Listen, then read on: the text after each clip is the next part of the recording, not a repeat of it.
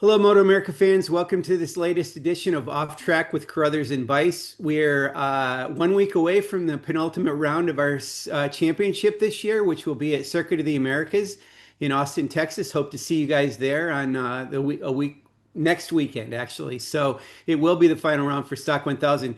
We are absolutely thrilled and blessed to be joined by Dennis Noyes today, who is Dennis, you're unbelievable. I mean, Dennis is from the Midwest, Hoopeston, Illinois. He Well, went to a it's Hoopston. Oh yeah, okay. I better pronounce it right if I'm from that area. Hoopeston, Illinois. He went to a college. He went to a couple of colleges, but he went to a college about 3 hours from where he grew up in Illinois, and Monmouth, which Yeah, um, that's right. which is funny because Monmouth University. I think of There's one over on the East Coast. That's This the is one. Monmouth. This is Monmouth College. College, exactly. No Well, connection at all, right, Dennis? not that I ever saw. Right, right. But anyway, Dennis went to college, and he's was an English major, but he also was a Spanish major. He lived in Spain for so long. I don't know if you lived in Spain longer than you have lived in the U.S., but you're back in the U.S. out in the desert in California now. So, and he's a who's one of the who's who of certainly MotoGP and racing. Raced himself. His son Dennis, or sorry, his son Kenny raced. I got to start with a question for you, Dennis. Do you have a son named Dennis? I do have a son named Dennis, Yes. and Danny. that's why when you do a search for me, you find out that I'm a Steadicam operator working on a current movie in Hollywood. And much Denny is younger. and much younger. Yeah, it confuses Denny's people also. Okay, was it was it Danny that hit that monstrous home run off me? Yes, it was. No, it was Oh, Kenny. Kenny. Yeah, it was Kenny. Yeah, that was a good one. We played baseball in Spain in some was it a baseball field or a piece No, of but dirt? we called it We that. made it one. Yeah. And anyways, I was Whenever we drive by there, we always say that's where we hit the big one off of Carruthers. I think the ball's still traveling. It's fun. One of the awesome things about Dennis too, and I learned this quite a long time ago. I think Dennis, I saw you and talked to you, and it was not on a Sunday, and I pointed out something that you were not wearing. You're usually wearing your Cubs hat, and you said, "Well, it's not Sunday," and we see you with that Cubs hat on a lot. And is it true that you still wear the Cubs hat only on Sunday, or how does that work? Well, it kind of became my trademark on Spanish Yeah. TV. I used to wear a Cub hat all the time. Okay. And then when Yeah. it when it started to become something, like when I was working in Spanish TV, we were getting audiences of 5 million per week, or 3 to 5 million in a country of 35 million people. So it was kind of like you were famous. I was anyway, being on, TV all the time. I was kind of like Jack Brickhouse from Chicago. Anyway, so I stopped wearing the hat because people kept talking to me, you know. I couldn't get where I Yeah. wanted to go. Yeah, they didn't recognize you without the hat. But I I don't was want one to of talk them. about I don't want to talk about the Cubs. We are doing it again. I remember Paul, You're you know, fine. well, no, we're not. We're going to be a wild card. Well, we're We were, we struggling were to hold on to that. we were leading by 4 games, and then it happened. What it always. Oh yeah, I remember you and Mangus called me up at 4 o'clock in the morning the night the Padres knocked us out because you said you were worried that I wouldn't do something. I As was yeah, and I would still never want to mention Steve Garvey's name around you. you just did. All right, so Dennis, from Illinois to Spain, it's crazy that you ended up in Spain. It's crazy that you learned Spanish and are absolutely that fluent in it. Have been I mean, do you speak Spanish better than you do English, or is it about equal? No, I speak English better than I do Spanish, but I speak Spanish well enough to be able to get into arguments with myself because my American dentist and my Spanish dentist have differences of opinion about lots of things. And I really don't have the same attitude. I can start a conversation with somebody and then change languages and change opinions. Yeah, I guess yeah. that comes from living under dictatorships and Oh, monarchies, right. That's a talent. But the whole thing was Spanish real quick. Just to, Yeah, I was yeah. going to Monmouth College. I'd been kicked out of the University of Illinois for lots of reasons, and Monmouth was like a last chance, academic probation, all kinds of stuff. And so I decided that I was going to turn it around. I was going to get straight A's, and I was going to go to the University of Chicago and study American literature. So to do that, I had to have straight A's, I thought. And Spanish was not coming as a straight A. So I had a Cuban professor who said, look, you're not going to learn Spanish out of a book. Here's the way you do it. Take $200, go to Mexico for 2 months, survive, don't speak a word of English to anybody. And if anybody thinks you're American, tell them you're Norwegian. And then he taught me how to say I am Norwegian in Spanish. And so it went from Mexico. When I came back after that, it was just a big change. And then I went to Costa Rica for foreign studies. I worked in Guatemala, but my big gig, I went to Venezuela to work as an English teacher with a letter signed by the ambassador of the United States of America. I took it into the embassy and they said, get out of here. Don't ever show yourself in this building again. That ambassador had just been kicked out of Venezuela for some kind of corruption, and they thought I was one of his guys. So suddenly I had no job, and I found a newspaper in English. I went down, applied to the newspaper. They had no work for me. It was great talking to him, a guy named Clem Cohen, only English language newspaper in South America, but nothing for me. And then they called me the next morning, and there'd been a terrorist attack on the newspaper office, and they had created a position for me. Wow. I went to work for the Caracas Daily Journal. Well, Well, I went to Spain, basically coming from working in Central America, and I just planned to go for a couple of years. I thought I was going to write fiction. I was teaching English. I was doing things like that. I had contact with racing, but that was stock car racing, Illinois, Missouri Flat Track Association, and just enough to have a feel for it, dirt track stuff. But I'd gotten over that. I was cured. And then I got to Spain, and everything was motorcycles. I mean, that's where all the factories were in Barcelona. Spain had made an impact in the smaller classes, what the British called the tiddlers, which made the Spanish angry, with Angel Nieto, with Tormo coming on. And there was really a lot of interest in motorcycling. I was teaching a class in Barcelona with a window that looked right out over a big street called Via Augusta. And every stop sign, all the motorcycles would shoot through the cars and get to the front. And they'd all be revving and they'd take off like it was a Grand Prix. And there'd be, big British Atlas Nortons, and then there'd be a lot of Osa, Montesa, Lobitos. And my students, I taught them English during the hour of class. And then between classes, they told me all about motorcycles. And I thought I'd just go take a look at one of these races. And I went to the Spanish Grand Prix at Montjuic in 1968. I'd never seen a motorcycle race in my life. And it was incredible. I remember the sound of the MV Augusta and watching Agostini 17 laps, I think it was. He couldn't pass Jack Finley. Jack Finley was holding the lead on that G50 matchless. And then came the 125 race. I don't know the order of the races, but I remember that the guy who won was Spanish, a guy named Salvador Cañellas. And the celebrations were so tremendous. I thought, these guys act like they never won a race before. They never had. That was the first win by a Spaniard. Wow. And Angel Nieto finished second in the 50cc class. And it was so impressive. And of course, Montjuic Park. I mean, I eventually ended up, at that time, I'd never ridden a motorcycle. And I thought how cool it would be to race at that track. And actually, I ended up getting to race there 4 times at Montjuic. But I remember when I was racing for Ducati, and Ricardo Fargas, who ran the Ducati racing team, Endurance, he told me there's only 2 places you can take risks here, because any place else you crash, you're going to be hurt very badly. And that's right, there were. So you raced within those limits. It was old-time racing. But anyway, as a result of that, I got interested in Grand Prix.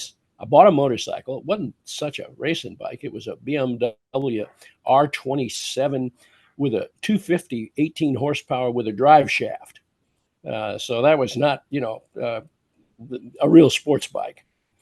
And it had Turkish license plates and only had documentation in Turkish.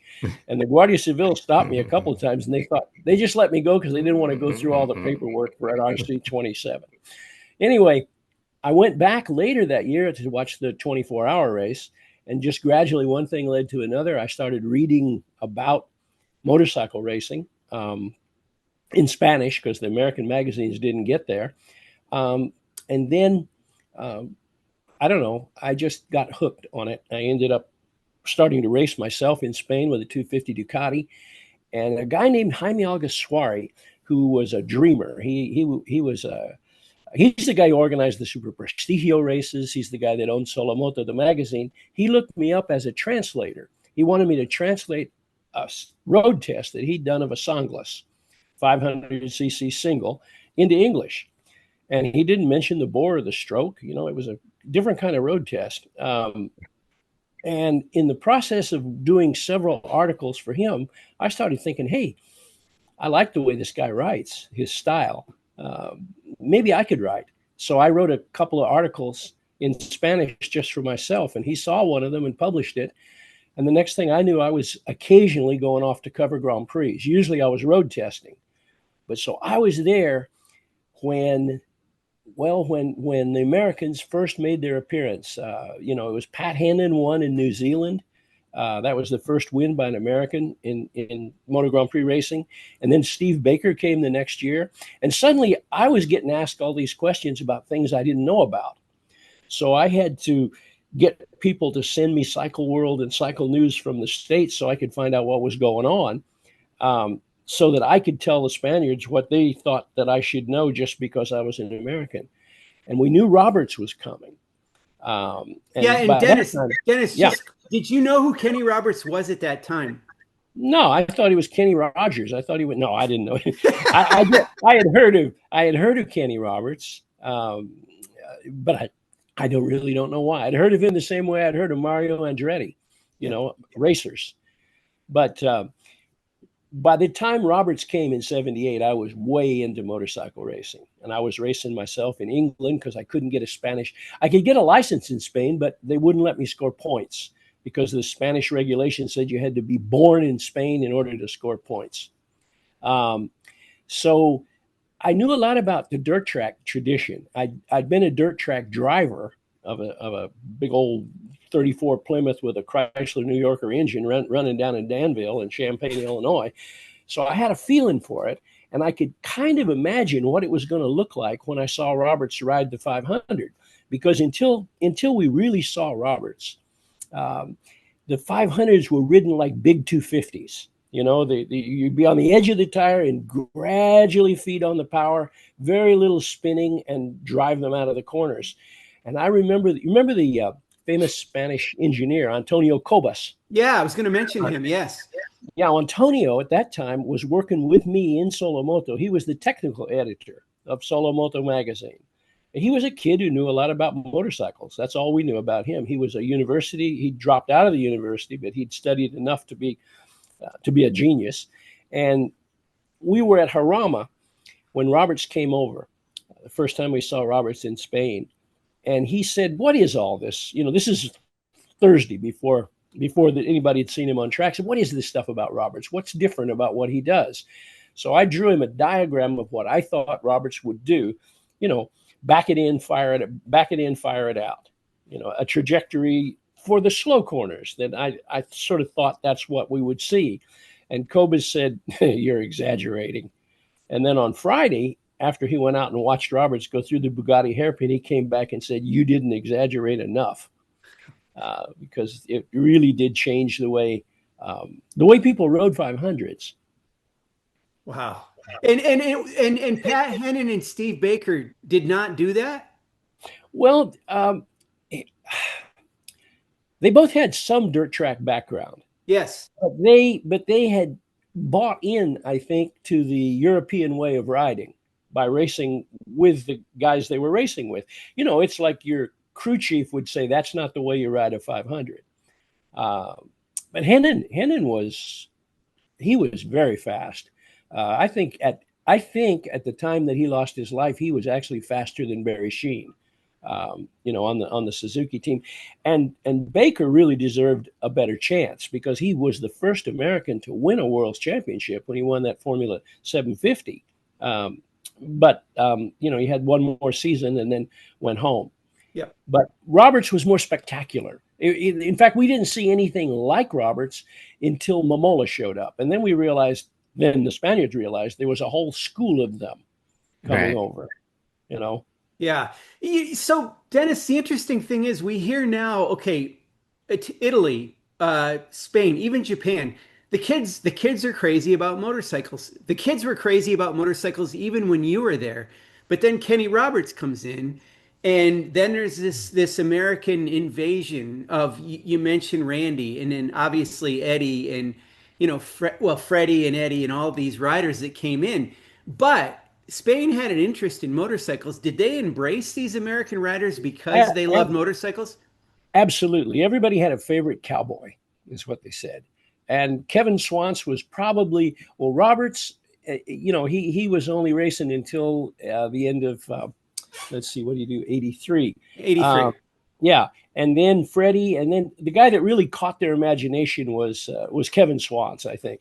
Uh, but I think it was the Kevin Swanson on the brakes. They had seen the sliding all the time. You know, they'd accustomed themselves to watching, and European riders were starting to learn to do it. How to, to really drive the bikes out of the corner, turn with the rear wheel. Um, you know, but Swans on the brakes was. I remember Doug Chandler when he came over. One time I talked to Doug. It was the first year he was racing as Kevin's teammate, and I said, "What's that Suzuki like?" And he said, "Well, it's not made to go fast. It's made to stop." He said, "This bike is all about braking, and that's what Kevin does better than anybody." Hmm. But anyway, all of these guys were very popular, and there was no resentment of too many Americans. Like I hear from the British a lot now, the commentators podcast saying, too many Spanish riders. I understand that because the Americans didn't dominate in the smaller classes. In fact, other than Kaczynski, the 250 class, was still as it had always been for the most part. In fact, that was Roberts's first ride in Europe when he went over on a That's right. 250. To Assen, Assen with your dad. of all places to go for your first one. Yeah, Oh That's yeah, probably let's, the let's go hardest. to a racetrack and just try one out. How about Assen, for example? Not this Assen, but the old Assen. right. Threw him in And the deep end. he was fastest lap. He started on the pole, crashed while leading, I believe, and ended up third. Yeah. And it wasn't just the Americans too. There was another element coming on. There were some Valencia or some Venezuelan riders, Johnny Chicoto, and later Lavado and Ivan Palacese. It was like, and at that time, everybody was racing the same kind of bikes, 500s, 250s, 125s. So whatever country you were in, if the Grand Prix showed up in your country, your wild card riders were not completely out of luck. Now, who's got a Moto 3? Who's got a Right. Moto 2? Who's got a Moto Grand Prix? So that a guy like Carlos, a guy like Johnny Cecotto, his very first race, he goes to France. He's never ridden on the track. He's never ridden in Grand Prix competition, and he wins both the 350 and the 250 championships in the same year, in the same day, and went on to be a 350 world champion.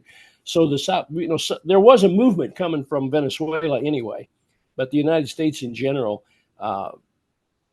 it just became now that team owners were not following so much the national championships in Europe as they were looking over to see who the AMA riders coming over, who would be the next one. Wow. And what happened? What ended that? What transitioned that? I had said to you that Kenny had the school over in Spain, which what wasn't Cameron Peterson born in actually Spain because Robbie was at that camp. I mean, was Oh that yeah, it? well, listen, Yeah. Roberts had so much to do with the Spanish, the move into the big classes. Roberts took I'll tell you a story. I don't think I've ever. We were at Imola. No, we were at Misano in 80, no, 90, 91. And Alex Crivier, who had won the World's Championship in 89, riding a JJ Cobus 125, had then had an fairly unsuccessful season with Agostini because Agostini's team gave the good tires to Catalora. He never saw a good tire. And he was riding with JJ Cobus again, 250. And he wasn't having a good season unless you knew how slow the Honda engine he had in that frame was. Roberts noticed him. And we were in Misano, and they were doing some crazy organization of a foot race for journalists, if you can imagine that. I was third, by the way. Oh, good job. And I protested because I'd never seen the two Italians who beat me. I'd never seen them ride anything. Anyway, I'm coming back, and there's Roberts. And I'm thinking, did Roberts come over to watch the foot race? I really don't think so. And he kind of fell in step with me as we were walking back. And he said, you know this Crivier pretty well, don't you? And I said, yeah. He said, well, you tell him, we were getting near the end of the season. And there'd been the Circuit of Catalunya had been built, and there was going to be a Super Prestigio race where we were going to mix 500s and four strokes for the first time in a race because we couldn't get a grid of 500s. So we had Doohan, we had Rainey signed up, and Gardner. I mean, how's that? You know? And Roberts said, tell Crivier if he wants to ride Kaczynski's bike in that Super Prestigio race, he can do it. No publicity on the bike, just colors, our colors, and no contract. He just comes and rides it, and I'll let him do that, you know. And I was amazed, you know. So I went and I found Alex, and I left Alex just standing with his mouth open. And within 3 weeks, Cito Pons had signed Alex Crivier to a 1992 contract because Cito was, and I think probably by making that offer, he probably put maybe several $100,000 extra into Crivier's hands. But Roberts took an interest in Crivier. You remember that racing school that Roberts had, Crivier rode there a lot. Yeah. And the first time we did that Super Prestigio dirt track, we had all the Grand Prix riders out, you know, to come around on their scooters and stop at the start-finish line. And when it came time for Alex Crivier, we heard this Rotax fire up in the background, and Crivier came out, and because that's when Doohan had crashed, and Crivier was leading the championship. And the Honda guys were scared to death because Crivier went out and did a couple of laps wide open on a little dirt track. And he was riding, you know, like an American dirt tracker. And I remember Doohan, after Crivier started riding at the Roberts School, there was one day when we were talking, Toby Moody and I were doing the TV commentary in English at that time. And Doohan said, what's gotten into Crivier? He says he's lighting that rear tire up like a barbecue, you know? And it was an influence from Roberts. Wow. And Mark Marquez's dad was a big motorcycle fan. And he was fired up to get his kids to be motorcycle racers. So they built a little dirt track. And that's where they trained over in Cervera. You know, so he came from that. In fact, I remember Wayne Rainey telling me when he watched Marquez ride the first time, he said, that guy's not a Spaniard.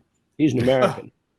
That's funny. Well, so I don't know. It's like we, you know, Kenny created the problem and, you know, started the American influence and then kind of changed it. I'm not going to blame him completely for it. I'm going to blame Dennis Noyes a little bit, but yeah, done something. Yeah, but I mean, do the Spanish riders still ride like Americans? They don't. Well, Do they? I think what happened is we've changed machinery so much. Yeah, You know, the 500s were wild, ragged things, you know, and I got to ride some of the 500s as a road tester.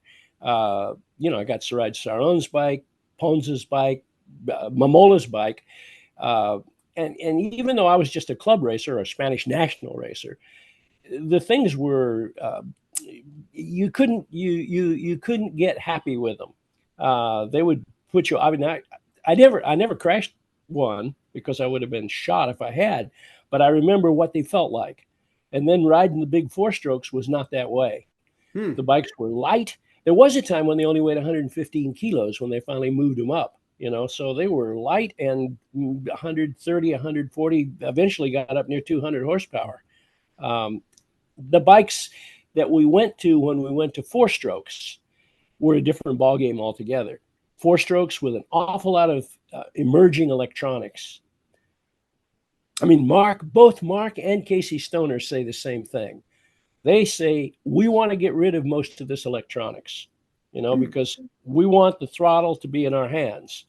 And it's ironic that when Casey Stoner started winning races, Valentino Rossi thought that it was because of the electronics. He couldn't have been more wrong, because as we found out over the years, Stoner used much less traction control than his teammates. So I think one of the things is, I don't know what the other thing is. Maybe the fact that the American riders who are road racers were not dirt tracking anymore. Mm-hmm. You know, I used to go up to Hickman, and watch the carnage up there. You know, when Roberts and I remember watching Roberts and Kaczynski racing each other, and Kaczynski was giving Roberts a good run, and they were going into turn one, and Roberts just reached over and grabbed the back of Kaczynski's seat and pulled on it, and John went down and never figured out why. So it was tough racing up there. Yeah. I think also a lot of it had to do with the fact that there were American team owners at that time too. You know, like Bob McLean brought Hopkins over, and Kenny obviously had, Wayne and a couple others. And now, it's Spanish team owners or Italian team owners. I think it's a natural thing that they choose young Italians or young Spaniards, because why not? They've known the kid since he was 5. That's true, but you need a guy who's going to be fast. I mean, when Davide Brivio went into Trackhouse, there was all the pressure on Brivio to sign Joe Roberts.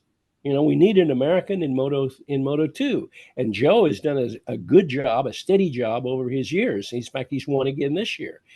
But Brivio, even though he's working for a team that would have preferred that he chose an American rider, he was saying, no, I think Iogura is going to be faster. And the team might have a preference, but at the end of the day, passports don't win races. Right. I would love to see Roberts get it. Roberts had a chance with Aprilia. He was offered an Aprilia, and at the time when he turned it down, I thought he was smart to do so. Oh, wow. I thought that Aprilia is not ready yet. Everybody who rode the Aprilia was having a terrible time. They were firing people right and left. Redding, Bradley Smith. And I thought, okay, give them another year, another 2 years. But boy, I've had people tell me since then that Moto Grand Prix train only stops once in that station, and he may have lost the opportunity. Although I'll tell you this, if he wins 3 races from here to the end of the season, there could be opportunities. It's never over. It's over. Yeah, I hope he does. Well, you talk about this opportunity thing, Dennis. And I'm surprised to hear you say initially that you thought it was the right thing, because I'm of that opinion too. It's like, man, was that a window of opportunity? And again, I want to get back to this a little with you and these windows of opportunities you've had. Do you look back at your life and say, man, I've done some amazing things. Was I just in the right place at the right time? What was that all about? I can tell you I was in the wrong place at the right time, at the wrong time. I was riding down the road in Barcelona on a 650 BSA in front of the United States consulate, and a bomb went off in the consulate. Blew glass all over the street. I stopped. Somebody saw me, took down my license number, SOF 636G, and I was arrested as a terrorist under the Franco regime in Barcelona with no lawyer, and held overnight and interrogated by the good cop and the bad cop. The bad cop had a bad elbow that kept catching me on the side of the head when he walked by. And they told me the best thing to do is confess, because it's going to be a lot worse if you don't. And they had a plastic explosives. This was during the time that the Basques were putting bombs into buildings all over Spain, and things were blowing up. This was in 1969, I think. And so they said, okay. They put an article in the Madrid paper that gave my name and said that I had been arrested and, had been seen throwing a bomb. So I wasn't in good shape. The United States Embassy wanted to have nothing to do with me at that point. And so they had a plastic explosives expert from the Basque country come down. And I had to, keep my hands on the table all night.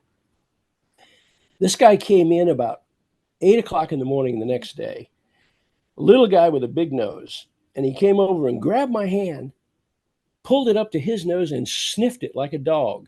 He was a plastic explosives expert himself. And he'd been working in the Basque country, and he could sniff plastic explosives. And I thought, whatever this guy says determines. And he said, he used a very bad word for me. He said, this little hasn't touched a plastic explosive in his entire life, you know, and I'm going back north. So that that was one of the worst moments. Wow. Wow. And so you were in Spain, well, ended up overnight. You could have been in Woodstock, Dennis, and you were in Spain during that whole. You missed the Summer of Love and everything because you were in Spain. Am I right? Yeah, yeah, but I mean, I'm still a Dylan fan. You know, I mean, I was still, you know, when people came over, you know, we talked, and I was in Okay. Morocco. I was in Morocco. The first time I heard the song, the Marrakesh Express, I was on it. Wow. That's amazing. That's amazing. So this we were going to talk to you leading into Coda with when Talent Cup was there, but I want to ask you about our Talent Cup a little bit and all the stuff with Rookies Cup and all that. So obviously, you know, move it forward with Kenny and Kenny Jr. and what they are trying to do with Cody Kopp, and there may be a couple other flat trackers that are going to get involved with this. I mean, it's still in Kenny's mind about flat track breeds champions in road racing. So he's still doing it. Do you think it's still applicable? Well, I think it is going to depend an awful lot on what the regulations package is like for 2027. The right now, the safety problem they have is not going to be cured just by knocking off top speed. It's corner speed. So we need, and how do you tell Pirelli, build us a bad tire? You know, build us a tire that doesn't give great corner extreme angle grip, but that has good adherence and drive on corner exit. That's what, you know, when you watch Binder, when Binder, and look at Binder today, he's fastest in practice in Barcelona. We're talking on Friday, September 5th. So, you know, just saw two Aprilias on top in practice. So, wow, in Barcelona. When you see Binder back it in to the corner, all the commentators always say the same thing. That's great. And then they start saying later in the day, but it's not effective, you know, because other riders can get out of the corner. I think the less electronics you have, the more the old style of riding, driving out of the corners with the bike crossed up will come back. And if you can, you know, there's no limit to the amount of electronics we could put on these things. I mean, we don't have, you know, we could use ABS. Why not? You know, if we use the sophistication of the most sophisticated road bikes, we could probably develop a robot rider who could get the thing around the track faster than Mark could. But what we're trying is human racing, and I like you know, the idea that everybody has to, you know, sell the house, the whole family has to move to Barcelona or Tarragona or Madrid and live in an apartment over there in a country that's not theirs. Not everybody's going to be able to adapt to that, you know. And if that's the only way through, that's no good. You've got to have strong, you know, with your championship in the United States, you've got really good riders that have reputations. They know it. I'd like to see all the top guys in one class for sure, because what makes great racing, you know, when Mark crashed and we lost him basically for 5 years, what happened was at every period in motorcycle racing, there's been one guy at the top that set the standards and everybody tried to reach it. When Doohan was there, maybe without Doohan, the way Crivier rode or the way, you know, Biaggi rode would have been good enough. But with Mick there, it pushed everybody farther. And I think when Mark left, the ceiling lowered. And now Mark's back, and he sees, because he hasn't lost anything, that these guys are not as fast as he is. You know, you need those Spanish championships down the line are brutal. You know, the Moto 3, Moto 2, the way the guys race. The Americans who've gone over there, when they come back, they'll tell you, you know, it's tough. My son raced in that series, and you know, he eventually won a Spanish championship, and he got himself 2 years in the World's Championships and even a pole position. But, you know, he was starting late because the kids he was racing with, they were 6-7 years younger than him and already really fast because they'd come through that Spanish system. You have to have your own system in your own country to bring the guys on, and the truly guy who emerges as the star, the best, like Roberts himself back in the day, like Freddie, like Randy, like Wayne, of course, Eddie, then they go to Europe and they can do it. Mm-hmm. But it's really hard to go over there when you're in the middle, when you're early in your career and go over and check into that Spanish championship. You don't know those circuits and you don't know those kind of bikes. Yeah. Go ahead, Paul. Yeah. And the Talent Cup bikes we have now, that's why we have them, is because they are closer. I mean, before, you're right. We'd send guys over there for Red Bull Rookies Cup or whatever. They didn't know where they were going. They didn't know the motorcycle. They didn't know anything. At least now our thought is that at least they will ride a motorcycle that's not totally unfamiliar to them. Yeah, well, that's what has to take place. And also, it would be wonderful if everybody in the whole world were using the same tires. Yes. But that's just not going to happen, but you have to adapt. A really good rider, a really great rider can adapt from one type tire to another quickly. Now with MotoGP about to change tire brands, do you see that having much of an impact, or the good guys are still the good guys? The impact, I think, some people are going to get lost. I don't know who it's going to be. They don't either. It's like some people, like Simon Crafer, for example, was a up and coming top 500 rider until they changed tires on him. And then, as he said himself, he never got the feeling back again. I think if the tire manufacturers only build tires in order, if Pirelli think that their purpose is to beat all the Michelin records, even with a smaller capacity engines, but that's what happened when we went to 800s. Remember, we went from thousands to 800s, and within a year and a half, the 800s were faster than the old thousands. If the tires are built in such a way as to produce good racing, how do the motorcycle people don't speak the same language as the tire people. They can't talk to each other. It's different kinds of science.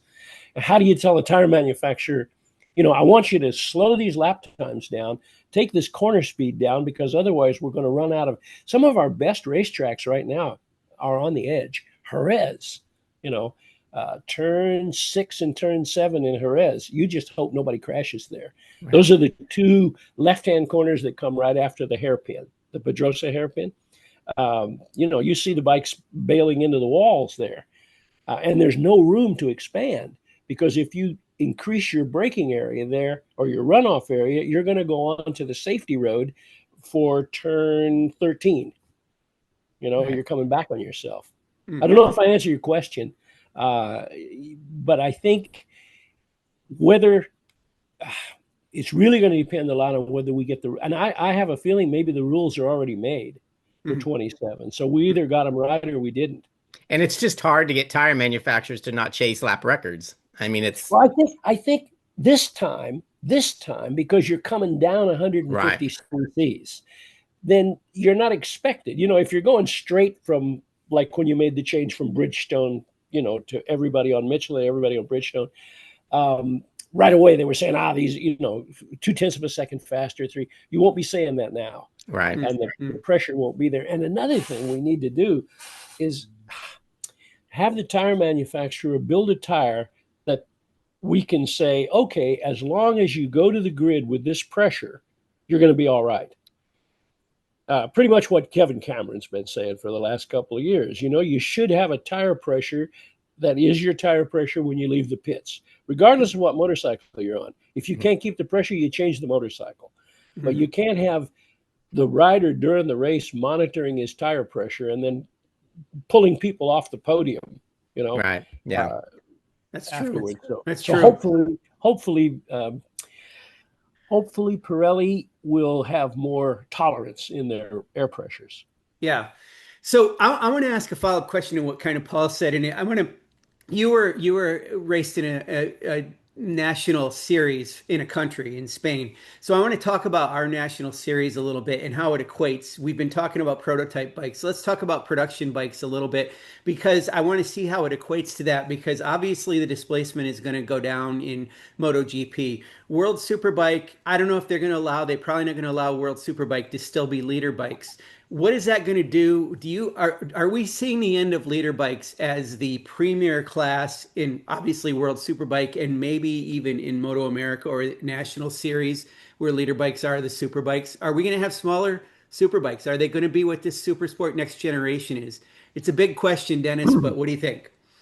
Well, I think the manufacturers themselves want there to be some correlation between the supreme motorcycle and the bike they're actually able to sell. And large capacity sports bikes have not been selling. Neither have 600 super sports, for the most part. Maybe the intermediate, 850, 750cc bike will be, uh, considered the bike to have for sports riders.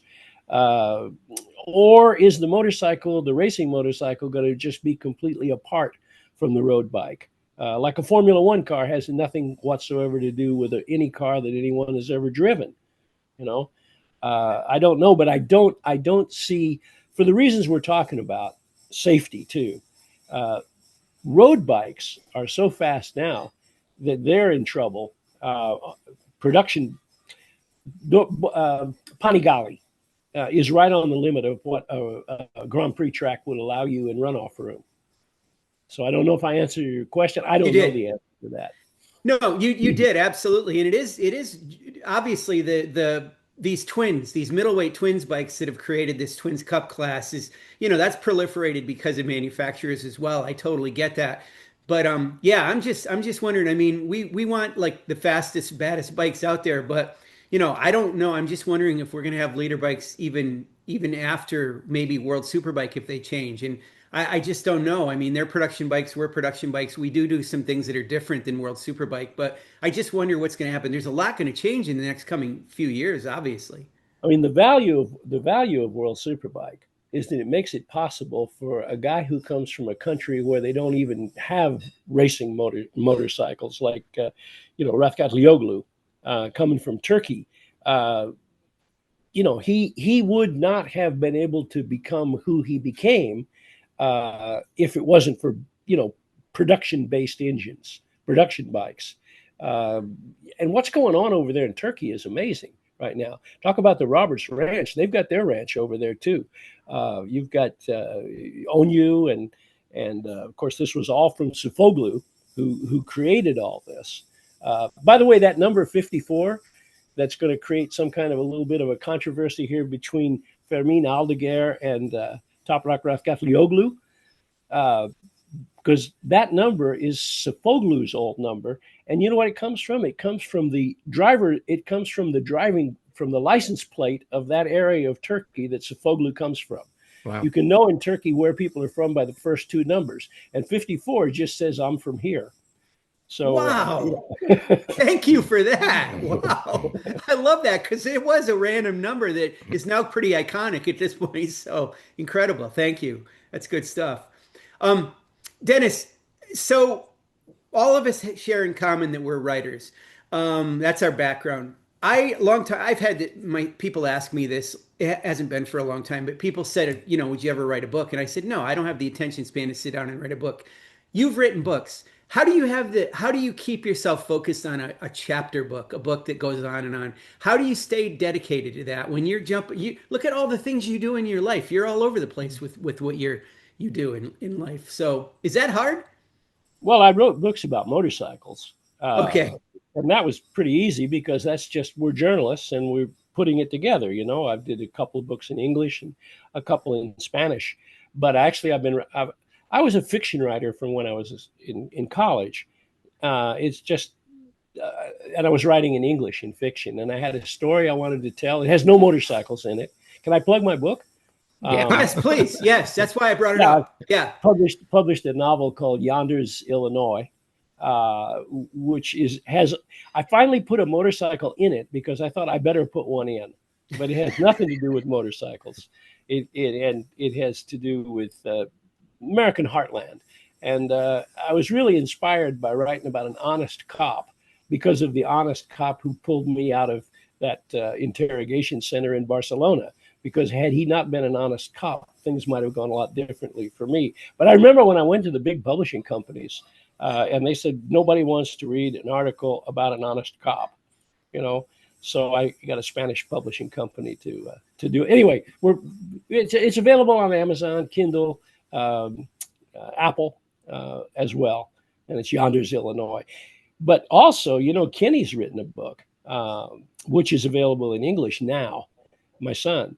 It's called From Racer to Survivor, and it's talking about his recovery from what was a almost life-ending injury. He's 10 years into his recovery now and doing better every day. He's got a little boy now, and they got walk together. It makes him mad that his 4-year-old is faster than he is, but he's working on it. Yeah. His book is also available on Kindle and Apple. Hey, I don't know the answer to this. Was Kenny named after Kenny Roberts? Yeah. I've been trying to deny that. I've been trying to deny that for years. I'm surprised Heidi didn't put a stop to that.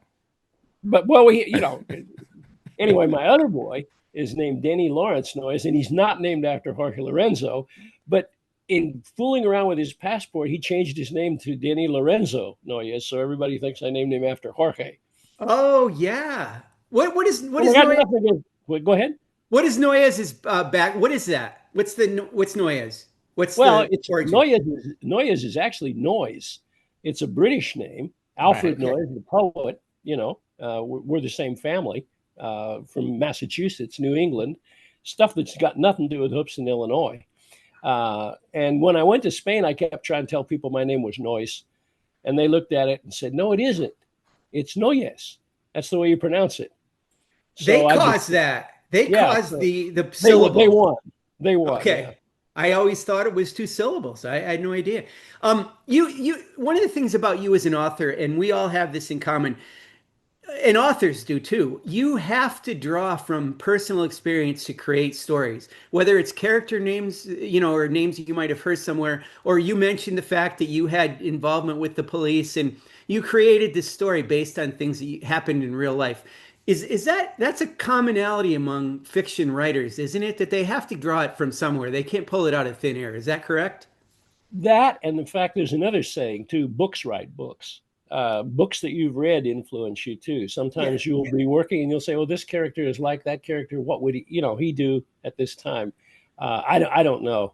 I do know one thing. I know that because I kind of parked English and didn't use it for much, for 30 years while I was living in Spain, I was able to preserve the dialect of the Midwest exactly as it was when I left.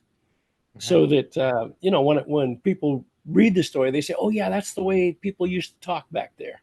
So I was able to sort of bring that out of cold storage. Well, yeah, and I mean, I gotta blow smoke up your butt for a minute, because one of the things, many things I love about you, Dennis, is I like to listen to you speak. Well, I don't mind listening to you speak in Spanish. I don't understand it, but I love to listen to you speak in English because your enunciation is absolutely fantastic. Is that a thing that you learned? Is that just something you do? Is it because you know another language? When you speak, your words are so clear. Well, I never heard that before, but it's probably because I had to live in England for a while and I needed to be understood. Right. Because I couldn't get a license to race. I only was allowed to score points in 1986 for the first time that I was allowed to score points in Spain. And that's the year we won the endurance championship when I was 43 years old, well past it, So I had to go up to England and race. And it was a wonderful experience going to England. Club racing, got into a few nationals, racing production bikes. But yeah, I think understanding, and actually tell you who my first sponsor was in England, Freddie Frith. How's that for a sponsor? Wow. Out of Derby, Alliteration. Yeah. That maybe had something to do with it too, but I mean, it's a cool thing about what you do and how you're so fluent. I was one of the first guys. I think I was the first club racer in England to wear an integral helmet. And I remember getting so much grief because I was wearing an integral helmet. They called them letterbox helmets. And I remember guys came up to me and said, some people got more bloody money than they got sense. You know, and I told them, I said, I think these are going to catch on, at least among survivors, you know. Well, Paul likes to talk about this story about Barry Sheen, what he would do with his chin bar on his helmet on the starting line, drill a little hole and stick a cigarette in there. It's crazy. I saw that. Yeah. You know, the thing about Paul Carruthers is he grew up in the paddock. Yes, he did.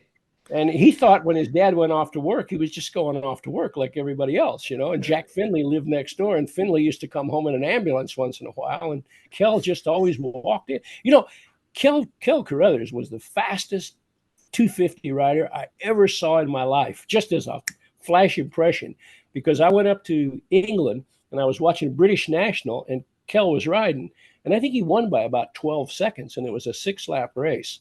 And that's when I first saw the difference between, you know, good national riders and Grand Prix riders. That's cool.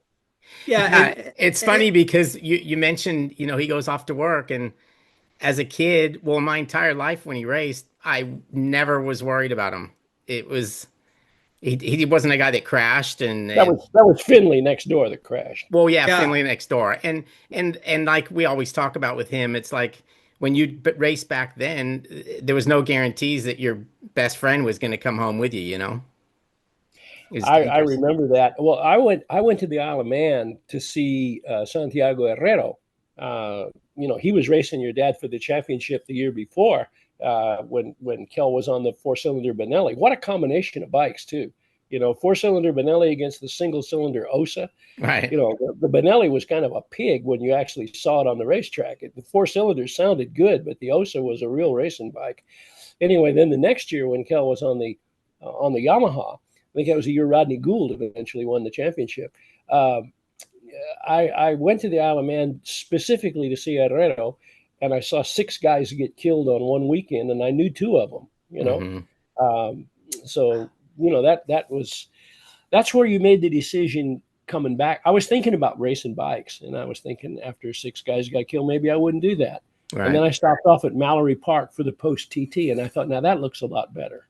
You know, the wall's still 4 feet away, but there's not so many corners. There are less of them.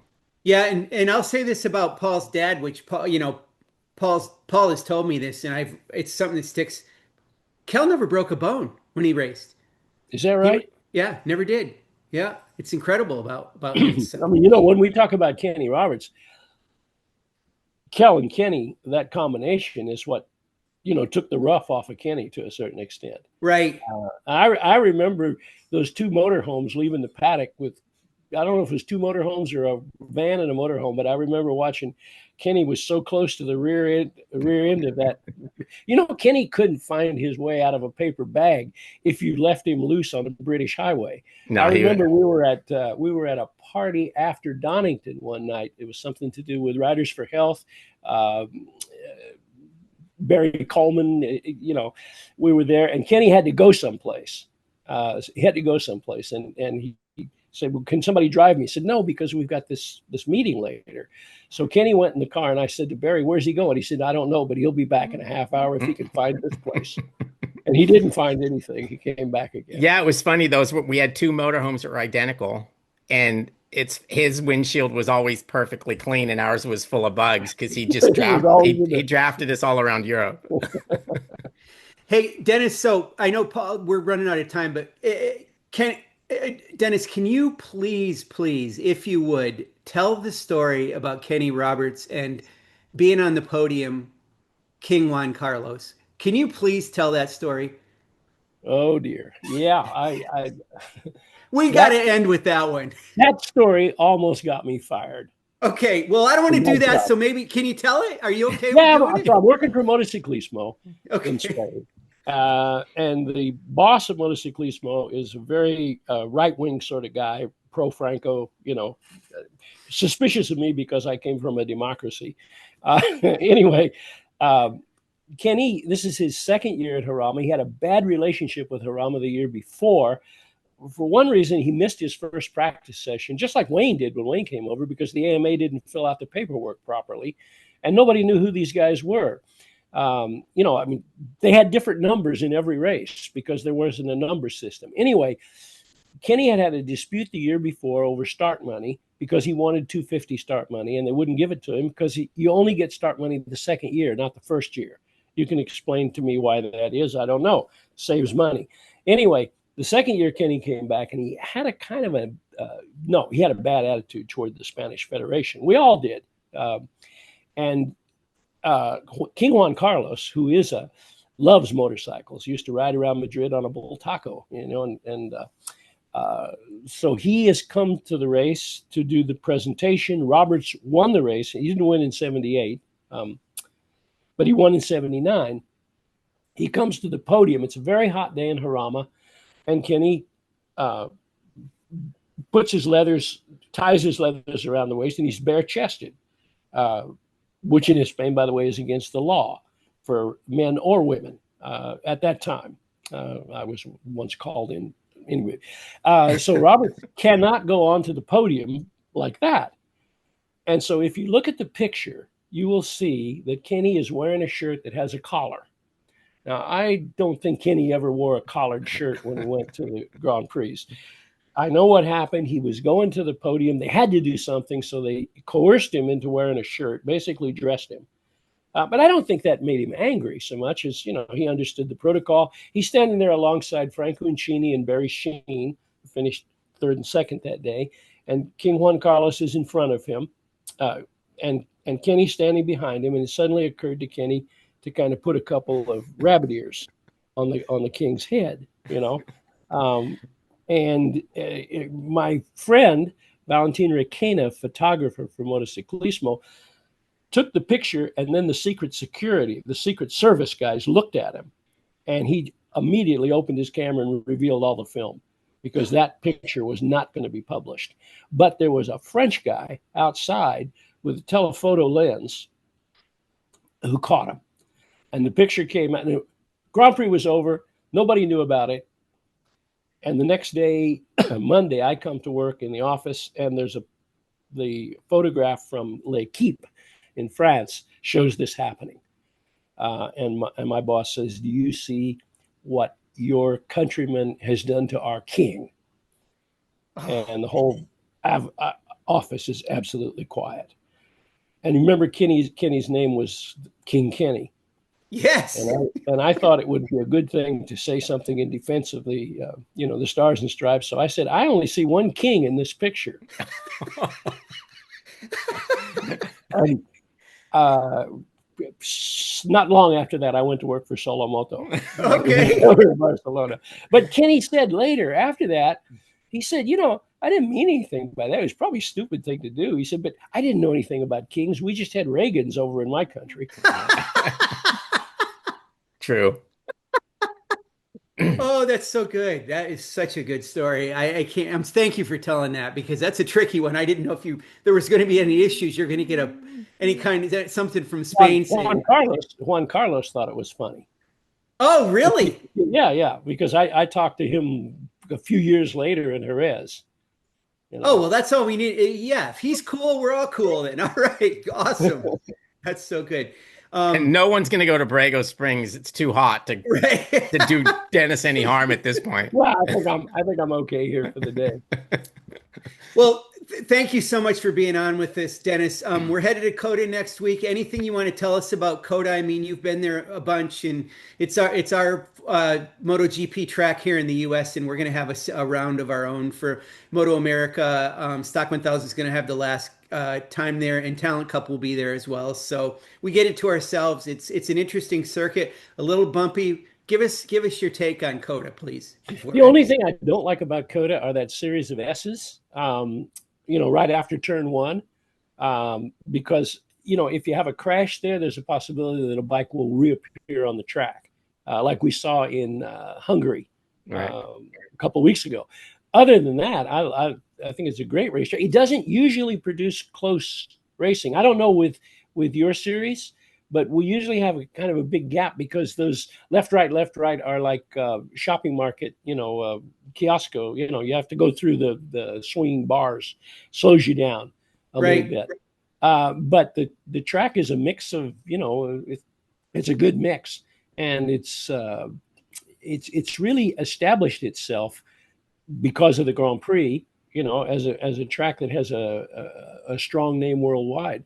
And I think with the Moto Liberty guys coming in, there's going to be a push to have a second U.S. Grand Prix somewhere. I don't think it's going to happen in a couple of years, but there are a couple of tracks that you're probably aware of. One of them for sure is Barber. Yes. And you guys race there. Yes. And it's just a little short on straightaway, isn't it? Yeah. Yeah, it's like they say it's been put in a copy machine and reduced 75%. But other than that, it's an awesome track and it really shows a lot. So we would love to have it there. I mean, they've got room and they can maybe make it longer if they need to. I was there in '94 when it was being built and rode around the track because I was working for Dorna then. That was my Dorna facet. And I was there to look at it as a possible Grand Prix track. And I remember talking to George Barber saying, this is a great racetrack. You just need a longer straight. And he said, well, we're prepared to do that if somebody will tell us, what they want. And I think that's about where they are right now. They are. They still feel that way. And I mean, they've got the room to do it. They've got a lot of land there. So, I mean, they could expand it out and it's a cool place. And obviously that museum is just a mecca for anybody. So it would be quite a festival there to have MotoGP. That would be terrific. There's one other potential racetrack, although there's nothing there except sand. But actually, Claude Denis from the FIM flew over to look at the sand back in 1994. There was nothing but sand. It's Palm Springs. Yes. And it's an area of land that's Native American owned. And the group of people, I'm not going to name them because they don't, they have kept very quiet. They don't want to talk about what they don't have. But if they ever get their final financing, they've got the contracts in place. They've got the agreements in place with the Native Americans. Imagine a racetrack in Palm Springs so close to LA. Wow. That'd be incredible. Cool. We need one out there. That'd be great. Yeah. Going back to your championship, I follow it. I follow it pretty closely. I don't talk about it too much because who do I talk to about it with? But looking forward to this weekend. So speaking of that, for next year, if I drove to Borrego Springs and picked you up and drove you to Laguna Seca, would you come to our race? Well, yeah, I know my way around Laguna. Yeah, Paul. I want to see you at one of our races. I directed the Grand Prix in 1994. I think you emptied the toilets too. I hired security because people were coming into Laguna Seca without paying. I was working for Dorna. We did a bad contract. We we got the gate and they got the porridge. They got the signage and they got the drinks, the hot dogs and the beer belonged to Laguna and we had the gate, but we didn't have control of the security. And I found out by being there that there was a path that went through Fort Ord and it was called the Ho Chi Minh Trail. And that's where everybody who wanted to go to the race without paying just walked through the place. That's right. Fort Ord was a military establishment, but it wasn't very active at the time. So there was a guy named Jerry Stansberry who worked for the Mickey Thompson Entertainment Group. And he was like their fix-it guy. In Dorna, we have a guy like that, Pep Villa. You got a problem, Pep comes in and fixes it, no matter what it is. And I worked with Jerry Stansberry when we were organizing Supercross in Spain. The guy was fantastic. I told him, I can't control the peripheries of Laguna Seca, military base. I can't do anything. He said, listen, just give me 5 passes and a certain number of $1,000, and I'll take care of it, and you don't need to know about it. And on Friday, people started showing up with orange paint on their faces and orange paint on their clothes. And he said, anybody with orange paint, go check their ticket. They don't have one. And he had stationed people with paint guns on the border of Laguna Seca and was shooting people coming onto the track. So. Wow. Yeah. So what we'll do, Paul, next year, because we I had made some inroads, Dennis. I think you know this. We were trying to get you on for Laguna remotely because we wouldn't set it up to have you there. If you come to Laguna next year, we'll do the podcast with you again there, and that would be fantastic to talk about all about our series and being at that track and what that track means to you. That's the next chapter of this podcast. So, thank Laguna, you. Laguna is a fantastic track. It's kind of like Jarama, in Spain. I sure miss Jarama. I don't know why we can't go back there, but people tell me you can't. They say the runoff area is not enough. I don't know, but it makes Yeah. great racing. Yeah. Well, thanks for being on with us, Dennis. You're an icon of of a lot of things, but certainly of motorcycles and motorcycle racing. Appreciate your time. Thanks a lot. Thanks, Great to Dennis. be with you.